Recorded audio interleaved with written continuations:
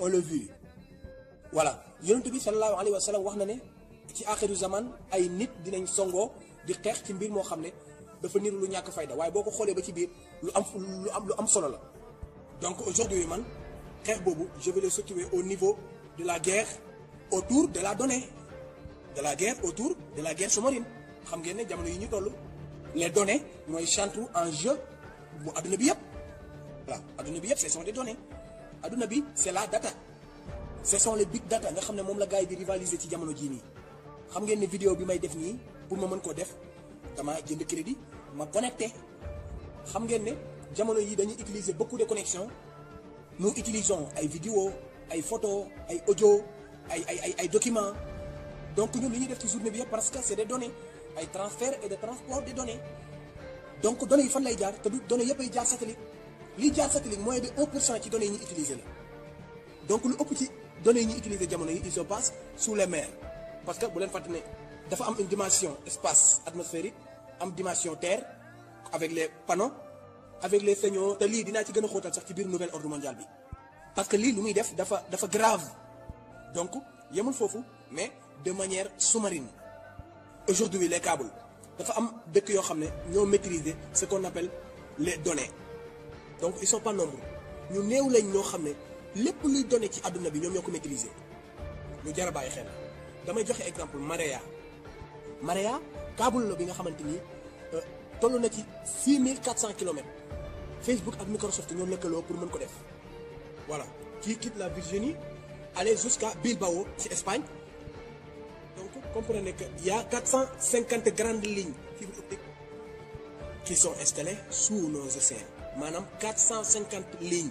yu ñu installé ci suñu suufu océan bi et c'est là-bas que se passe le trafic voilà lu toll ci 95% de transport des données foofu mën naa ne foofu lay jaar lii moom may wax Ahmed Seck xam naa ne bu ko déggee vidéo bi dina ci xam lu bari donc plus de 160 terabits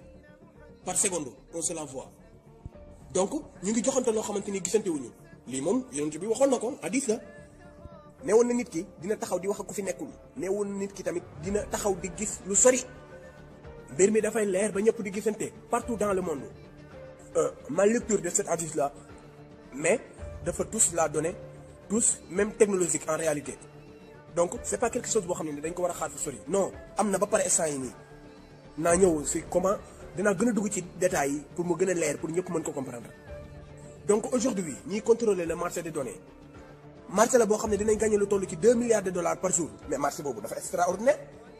mais marché boobu noonu moo gën a extraordinaire marché pétrole ak gaz moo tax may wax toujours siècle bii ñu jëm marché boobu mooy gën a doon business pétrole ak gaz parce que foofu moom pétrole ak gaz daanaka dootuñu fa am benn njëriñ parce que marché boobu il contrôle l'information il contrôle la stratégie il contrôle l'économie il contrôle la finance ba ci les ordres et transferts mais toutes les activités bancaires et boursières va ci ay câbles la war a jaar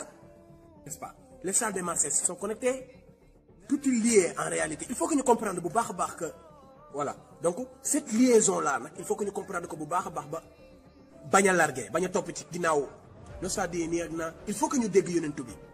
il faut que ñu bëri yu ñu jàng ci ay hadiisam ak ci ay waxam parce que yonentu bi li fi xew nii yëpp lu 95% yi wax na ko donc déjà affaire bi dafa accéléré wu le premier câble optique téléphonique TAT8 c'était quand c'était 1988 yàggut donc da ngay gis ne kon mbir yi ça avance donc aujourd'hui kon 99%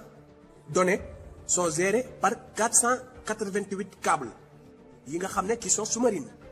c'est là-bas que se passe la vraie guerre bañ nañ ko sax y a des géopolitiques yu def analyse ce qu'on appelle la guerre sous-marine ñoom ñu ngi wax ne 0,4% des données mooy jaar satellite donc kon da ngay xam ne lii moom yéeme na ils ont compté ñoom xam ne y a plus de 1,3 million kilomètres de câbles yu jaar ci biir géej gi lii c'est 32 fois le périmètre de la Terre donc lii moom doy na war lii c'est extraordinaire n'est-ce pas donc osons nag aller vers des lectures